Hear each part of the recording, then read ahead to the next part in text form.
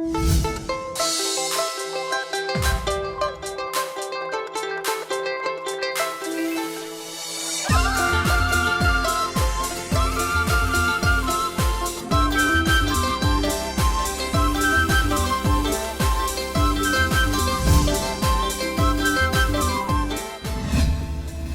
Alpa. Bienvenidos y bienvenidas, hombres y mujeres del campo. Esta es la segunda edición de Ali Alpa, el programa de la Red Nacional de las Mujeres de la Agricultura Familiar. Y hoy vamos a tratar el tema que preocupa a medio mundo literalmente, que es el tema del cambio climático y los efectos que esto viene produciendo en la agricultura familiar. Vamos a ver sus características y las consecuencias y cómo abordar una especie de defensa frente al cambio climático, una adaptación a la nueva situación para seguir adelante con el trabajo de la agricultura familiar. ¿Qué es el efecto invernadero? Es la principal causa del cambio climático, el tema que preocupa a medio mundo y que hoy es el tema central en Ali Alpa.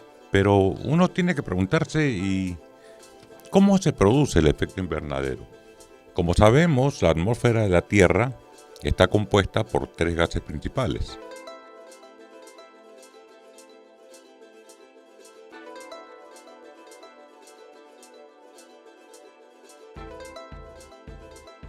Pero también hay vapor de agua, dióxido de carbono, metano, óxido de nitrógeno y ozono. Normalmente, estos gases permiten la absorción de los rayos solares para permitir una temperatura media en la Tierra de 15 grados centígrados. Cuando la proporción de estos gases sube, entonces se produce una absorción mayor de rayos solares y la temperatura empieza a subir. Esto es lo que nos está ocurriendo. Ha aumentado la proporción de estos gases y entonces se siente calor por todos lados, aún en momentos en que no debería sentirse, en temporadas que no debería sentirse.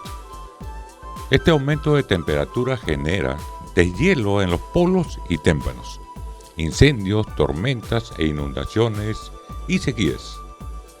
Pero ¿por qué aumentan estos gases en la atmósfera terrestre? Hay 3 factores centrales. 1, cuando se quema petróleo, carbón o gas natural, combustibles fósiles en general, ¿no? O cuando se deforestan los bosques o se eliminan ecosistemas marinos. Y el tercer factor es el aumento de la población mundial, cuyos índices han sido cada año mayores y mayores y mayores. Y en el Perú, ¿cómo vamos con el clima afectó a la cantidad de áreas sembradas? Según el Ministerio de Agricultura, se sembraron 85.000 hectáreas menos en la presente campaña agrícola, es decir, la que va de agosto del 2022 a abril de 2023. La reducción de las áreas sembradas generan una menor producción. De hecho, según el Instituto Nacional de Estadísticas, el INAI, la producción en el sector agrario ha caído un 20% en abril de este año en comparación con abril de 2022, siendo los productos más afectados la papa, el trigo y la quinoa. Además del decrecimiento en la siembra, el rendimiento también sufrió los efectos del clima. En la campaña agrícola actual, el rendimiento de la papa llegó solo al 49% respecto a la campaña 22-21. Algo similar ocurrió con el cultivo de cebolla y maíz. Esta merma en el rendimiento se expresa también en una subida de precios. Por ejemplo, Macrocónsul vaticina que la papa amarilla podría llegar por encima de los 7 soles el kilo en los siguientes meses. La probabilidad que otros cultivos principales aumenten sus precios es bastante alta también. La disminución en producción y aumento en precios de alimentos coloca el tema de la seguridad alimentaria en serio riesgo.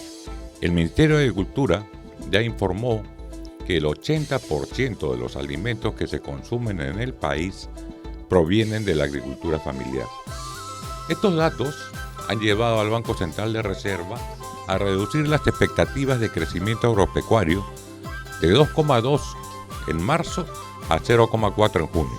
Las sequías en sierra y lluvias e inundaciones consecuentes en costa norte impactan sobre estas previsiones.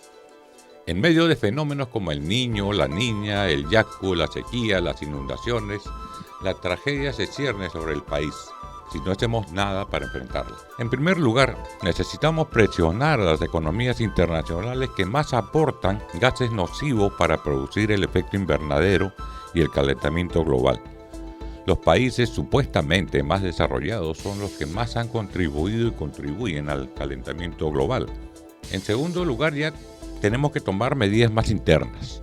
La siembra de árboles genera una mayor absorción de dióxido de carbono y genera también productos para la agricultura.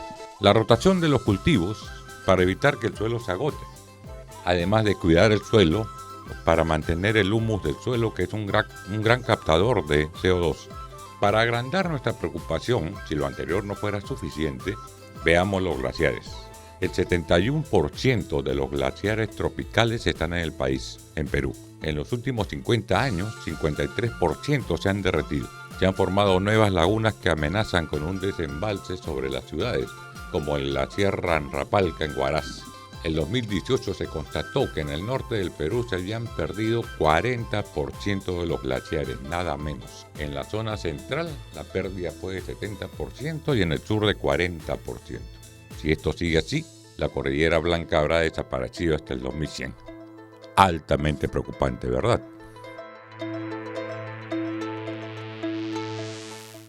Bien, estamos ahora con Beatriz Salazar, ¿no? Ella es coordinadora del programa de cambio climático y agricultura sustentable de CEPES. CEPES, como algunos sabemos, es una institución que hace años está ligada al trabajo de las organizaciones agrarias, de los 80 por lo menos, ¿no? Ella es licenciada en comunicación, en ciencias de la información, y tiene posgrados en geografía y desarrollo territorial. Bienvenida, Beatriz. ¿No? Muchas gracias por la oportunidad de estar acá. No, al contrario, nos interesa hablar contigo sobre el tema tan preocupante para muchos sectores y con justicia del cambio climático. ¿No? Y entendemos que, bueno, eres una experta en el tema. Entonces estamos en buenas manos. Empezando por el comienzo. ¿Qué es el cambio climático? Sí, bueno, y es bueno la oportunidad justamente para tratar de aclarar algunos conceptos. Muchas veces hay confusión entre lo que se le llama técnicamente la variabilidad climática, que es, por ejemplo, cómo puede haber llovido más el año pasado y este año haber llovido menos, o incluso cómo ha cambiado la temperatura de un mes a otro, ¿no? Pero eso, que se ven pues los cambios en un año, o hasta en 2 años, o hasta en 5 años, no es cambio climático.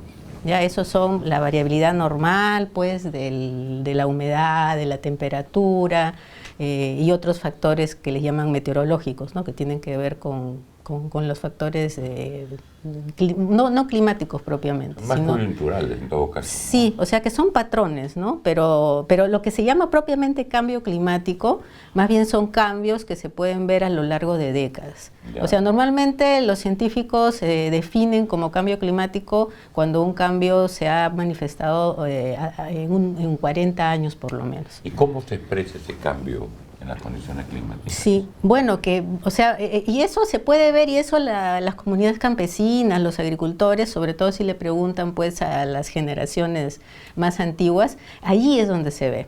Por ejemplo, cuando hemos estado, por ejemplo, en comunidades huancavelica y hemos visto cómo los comuneros ahí, los más antiguos dicen antes, pues este nevado, este glaciar tenía la nieve la mayor parte del año, más o menos hasta la mitad de la montaña, ¿no? Y ahora no se ve nada, o queda solamente pues la cima de la montaña con un poco de nieve perpetua, que se le dice. Y esos cambios se han dado pues en 40, 50 años o más, que solamente los más sabios, los más antiguos en las comunidades de los agricultores pueden recordar. Pero esos son justamente lo que se le llama propiamente cambio climático, como a través del tiempo lo que antes era normal, poco a poco ha ido cambiando y ahora la normalidad es otra, ¿no? En estos factores que tienen que ver, pues, como digo, con lluvias, con temperaturas, también con disponibilidad de agua. Ese es un tema clave. ¿Qué consecuencias tiene el tema el cambio climático en el tema de la disponibilidad de agua? Sí, bueno, justamente tiene que ver mucho con el tema de los nevados, de los glaciares que estábamos viendo hace un momento. Bueno, también justamente los agricultores, la gente que vive en el campo, sabe y se da cuenta pues que hay épocas del año en que hay menos agua que en otra, ¿no? Tenemos los meses de verano, más o menos desde octubre hasta, no sé, marzo, abril, en que llueve, pero después hay una época seca, donde si se cuenta con agua, sobre todo en los meses pues más secos, ¿no? Que estamos justamente por entrar en esos meses más secos, si se cuenta con agua, por ejemplo en los bofedales más altos o los ojos de agua que pueden todavía aportar para el río en esta época del año seca, eso se debe justamente a que hay glaciares que acumulan agua en la época de verano cuando llueve, y en el invierno pues andino, donde está todo más seco, esa agua que ha acumulado el nevado, el glaciar durante las lluvias, poco a poco va saliendo. Y va saliendo a través justamente de los ojonales, o puede estar saliendo a través de los bofedales, ¿no? Aflorando el agua, ¿ya? Y como digo, esa es agua de los glaciares. Y una de las consecuencias del cambio climático es que esos glaciares están retrocediendo, se están derritiendo. Que eso es lo que decíamos hace un momento, que pues los comuneros, los agricultores más mayores recuerdan, perciben y recuerdan como antes había nevados que todo el año tenían esta superficie de nieve, de hielo, y ahora ya no la tienen. Entonces eso se va a agravar en el futuro. O sea, si bien en un primer momento puede incluso haber más agua, conforme pasan los años, en estas épocas más secas va a haber cada vez menos agua, ¿no? Entonces ahí los que van a sufrir son justamente, bueno, empezando por los pastores de altura, ¿no? Los criadores de alpacas, que los bofedales donde se alimentan los animales, pues no van a tener dificultades como para producir suficiente vegetación como que se alimenten esos animalitos.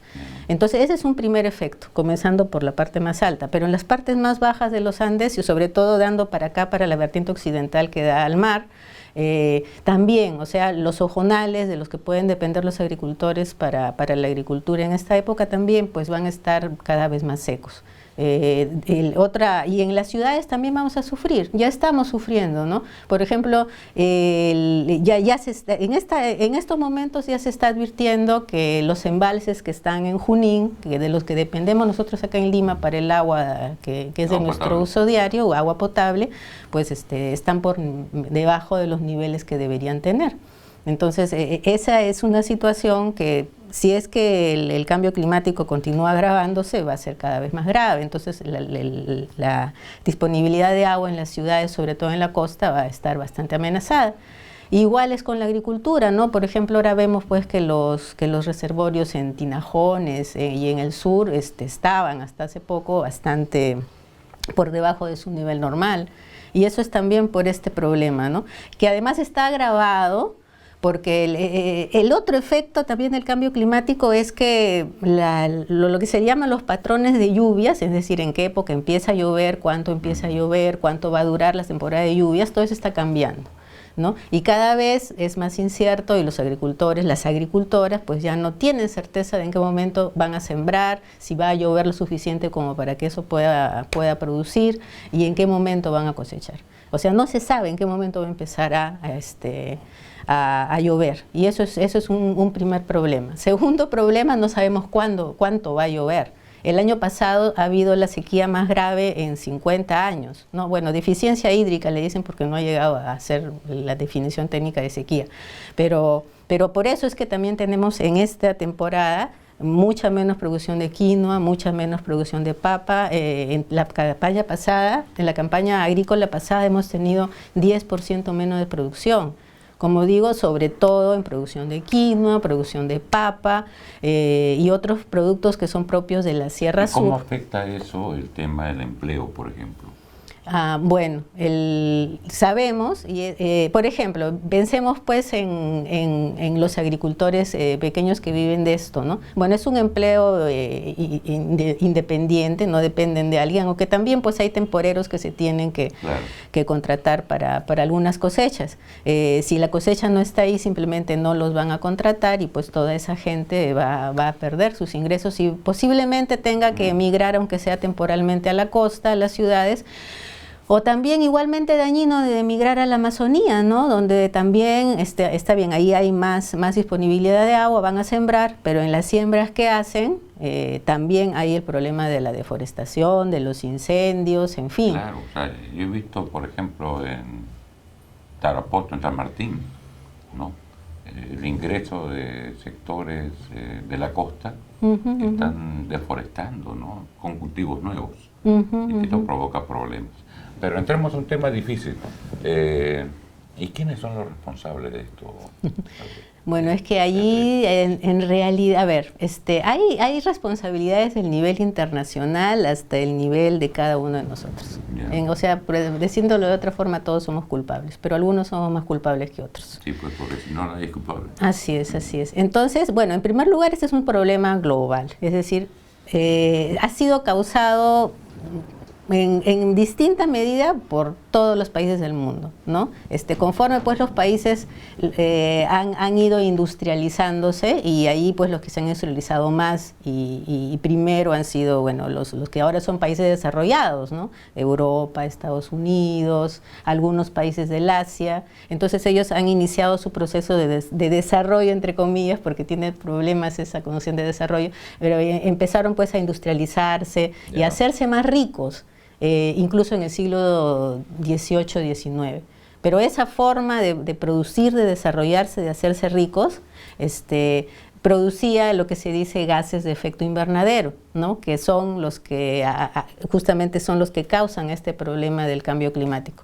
Entonces, ellos son, y eso es algo que los países en desarrollo les reclamamos siempre, o sea, los países desarrollados son los que se han desarrollado a costa de causar este calentamiento global, cambio climático. ¿En qué periodo? ¿El siglo pasado, siglo XX? Eso ha sido incluso desde antes, ha sido desde que se empezó el proceso de industrialización internacional, siglo XVIII, XVII incluso. ¿Y desde cuándo se empieza a hablar de cambio climático?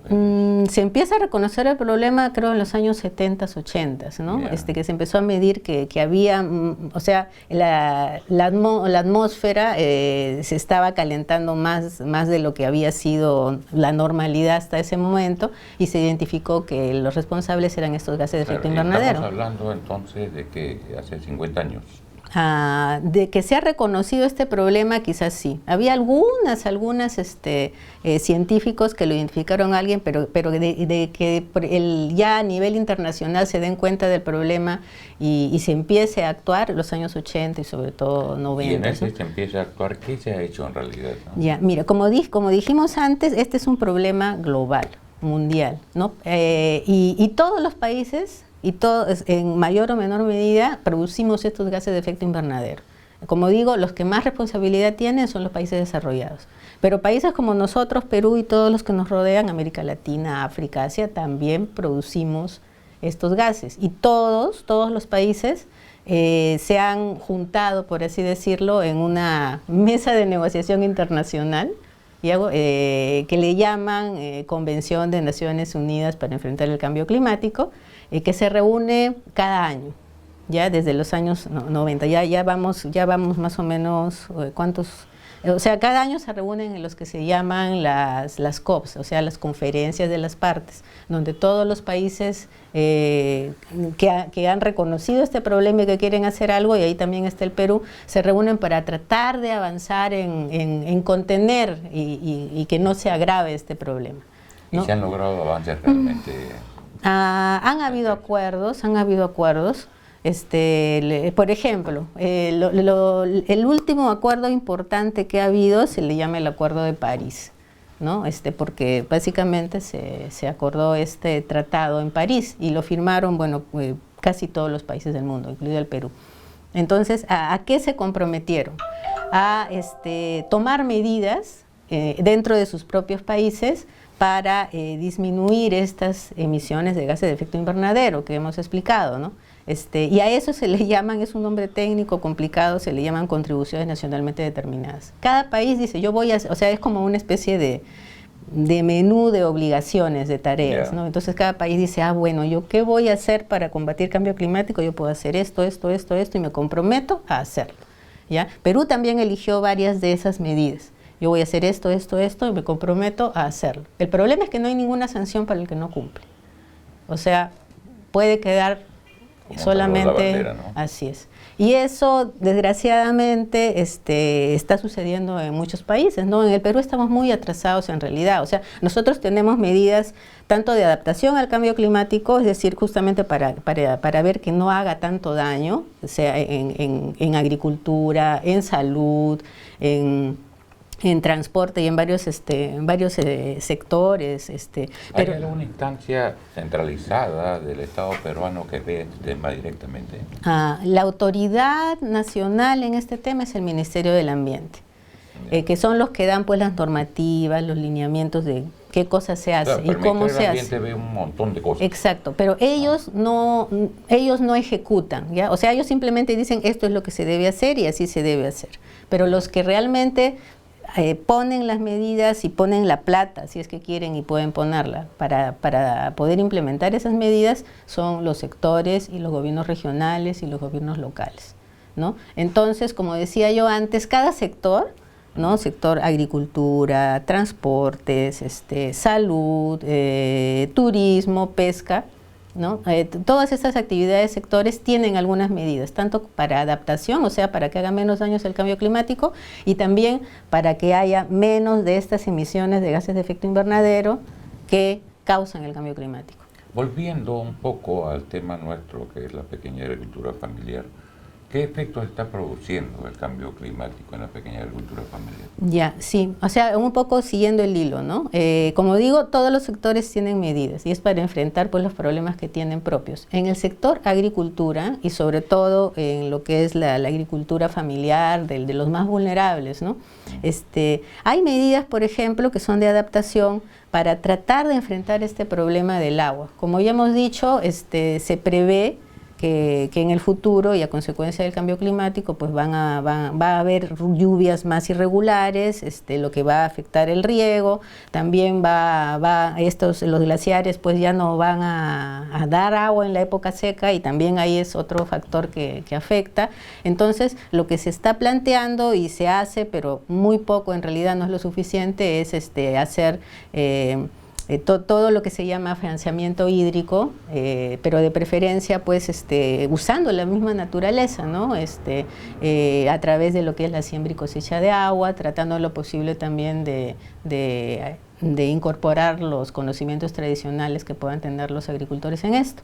Pero como digo, todavía se hace muy poco, ¿no? Después, otra consecuencia es que justamente porque en algunas zonas hace más calor o mucha humedad, como pasa, por ejemplo, con el Niño en el norte en este momento, aumentan las plagas y enfermedades. O incluso se presentan plagas y enfermedades que antes no habían, ¿no? Entonces allí también son necesarias y por lo menos en el papel hay medidas para dar pues asistencia técnica, hacer investigación para que los agricultores puedan tener especies pues adaptadas a estas nuevas condiciones, ¿no? Que necesiten menos agua, que sean más resistentes a las plagas, etcétera. ¿Tienen forma los pequeños agricultores de encarar esto?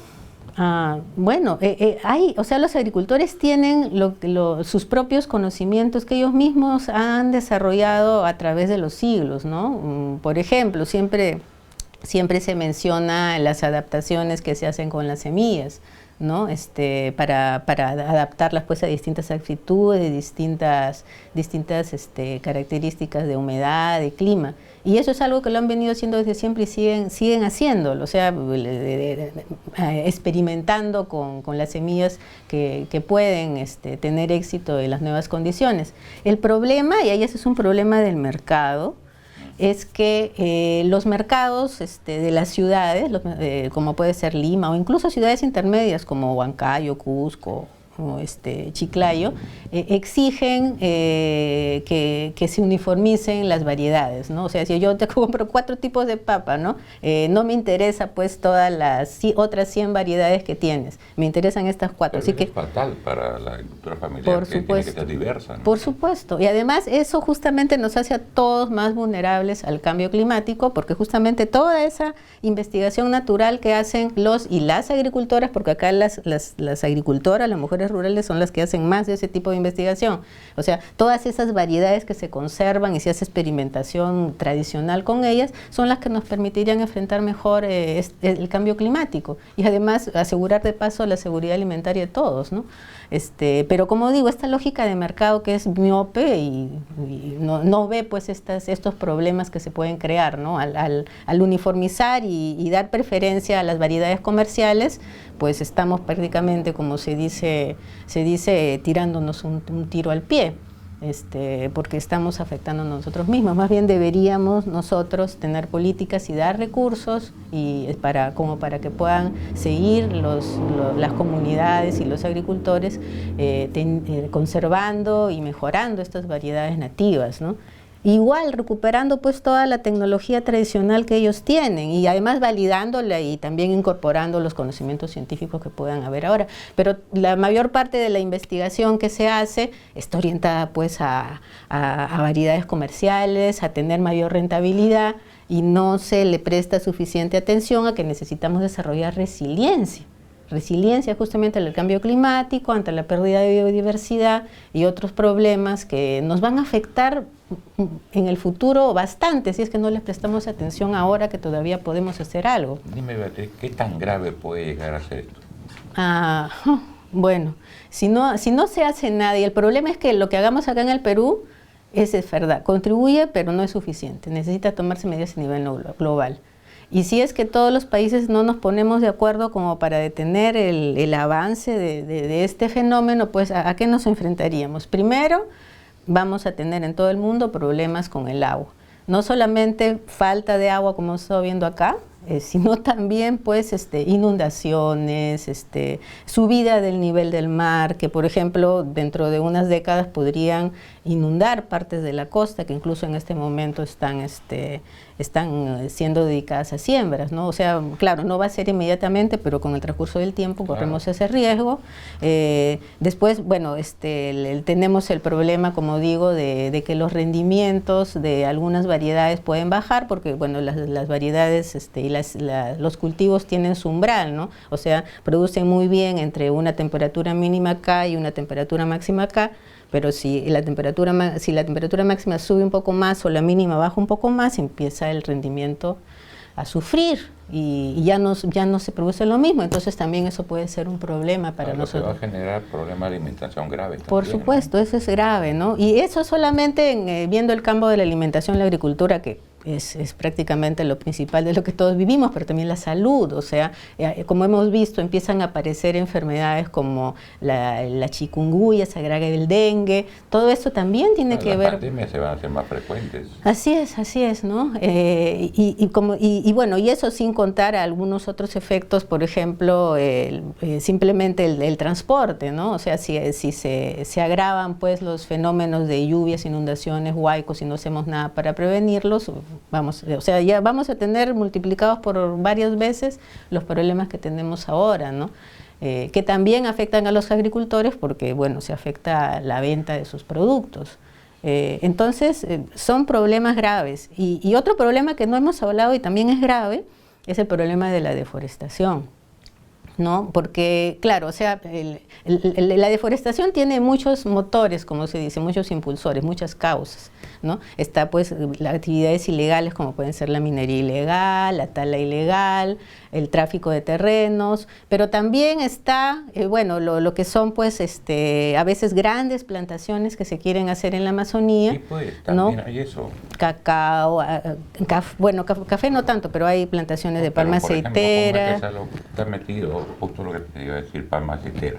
Así es. Entonces, es un cultivo extraño la zona. Así es, o sea, están introduciendo cultivos exógenos que tienen sus riesgos. Entonces, eso también es un motor de deforestación. Las mismas carreteras que se ponen a través de la Amazonía, y hay varias que están ahora queriendo aprobarse, ¿no?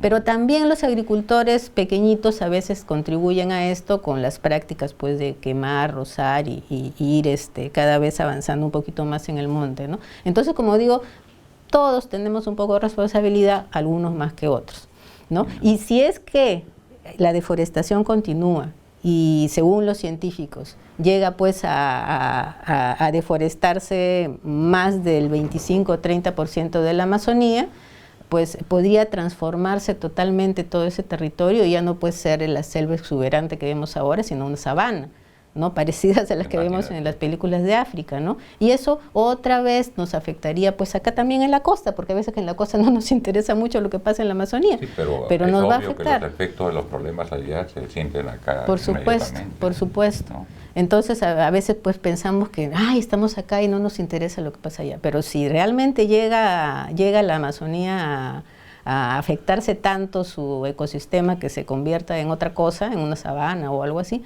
acá vamos a tener problemas todavía más graves de lluvia, de falta de agua y de problemas que van a ser, esperemos que no, ya no estaremos vivos en esa época posiblemente, pero podría llegar a ser inhabitable buena parte del territorio, ¿no? Es verdad, la humanidad está en riesgo, sin duda, ¿no? Sin ninguna duda. Yo te agradezco, Beatriz. Te agradezco tu presencia acá y te agradezco también el trabajo que desarrollas, ¿no? En este programa para ver cómo hacemos para que se cobre conciencia de la urgencia de esto, ¿no? Y de los graves efectos que tiene sobre nuestra supervivencia. Sí, una última reflexión, ¿no? O sea, cuando hablamos del progreso en general, y bueno, acá hablamos del progreso a todo nivel, hay que pensar que, o sea, el progreso tal como lo tenemos entendido, es decir, crecimiento económico, consumismo, y bueno, todo este modelo económico que tenemos, tiene lo que se llaman técnicamente externalidades negativas. Es decir, nosotros medimos cuánto se vende, cuánto hemos crecido, pero lo que no se ve es a costa de qué hemos crecido, ¿no? Y también debemos considerar eso. O sea, deberíamos considerar dentro de los cálculos de crecimiento económico, restarle lo que estamos perdiendo en biodiversidad, en desertificación, en aumento del calentamiento global y todo esto, ¿no? Y bueno, no estamos haciéndolo y eso nos hace más vulnerables. El tema del crecimiento se ha vuelto preponderante por encima del criterio de desarrollo, ¿no? Sí, hay que entender el desarrollo, pues, ¿qué es el desarrollo? Y hay que ver que el modelo que tenemos en este momento realmente es insostenible. Lo estamos haciendo a costa de todos estos problemas que estamos conversando. Con tal de ganar plata. Y sí, y no, o sea, eso es algo que deberíamos reconsiderar seriamente, ¿no? Nuevamente, Beatriz, muchas gracias por estar con nosotros. No, gracias a ustedes. Espero tenerte luego en otra... Encantada sería. En otra oportunidad. Bueno, llegamos al final de la entrevista con Beatriz. Y un tema tan importante como el cambio climático y las consecuencias que tiene en la pequeña agricultura familiar. Muchas gracias. El 25 de junio ha muerto físicamente Hugo Blanco, un día después del Día del Campesino. Los grandes hombres, los que hacen historia, suelen convertirse en leyendas cuando mueren. Hugo ya se había convertido en una leyenda hace muchos años, desde que en Chaupimayo abrió el surco histórico de la reforma agraria que se extendió con los años a todo el país. Suelen decir que cuando un revolucionario muere, nunca muere. En el caso de Hugo esta verdad es más verdad que nunca. Y es que las leyendas nunca mueren y si son revolucionarias, mueren menos. Su grito, tierra o muerte, se hizo el grito de libertad del campesinado peruano. Hombres y mujeres del campo, de las alturas y las pampas. Entendía menos de la disciplina partidaria y más de la democracia comunera. Siempre tuvo a la organización popular por encima del partido. Solía decir, para mí el partido puede proponer, pero quien decide es la gente. Una vez le preguntaron cómo le gustaría morir y respondió: en primer lugar, no me gusta morir. Por eso es que en mi cuarto exilio fue voluntario, pues acá estaba sentenciado a muerte por el servicio de inteligencia y por Sendero Luminoso. Decidí salir del país y me fui a México a estar con mis hijos. Yo quiero vivir porque hay que terminar con el sistema actual para que la especie humana sobreviva. Pero cuando llegue, llegará pues y listo. Sí, pues no le gustaba la idea de morir, como a todos, porque siempre tenía la tarea pendiente: acabar con el sistema para que la especie humana sobreviva. Por eso se hizo ecosocialista, porque ya no quería la tierra solo para la producción, la quería como un hijo quiere a su madre. La Red Nacional de las Mujeres de la Agricultura Familiar rinde homenaje a un dirigente mayúsculo del campesinado. No estamos tristes porque tu histórica vida nos llenó de una eterna alegría, la alegría de sabernos ciudadanos de una tierra que aún tenemos que defender y por la cual seguiremos luchando como lo hiciste siempre tú. Vuela alto, compañero Hugo, que aquí continuaremos tu lucha.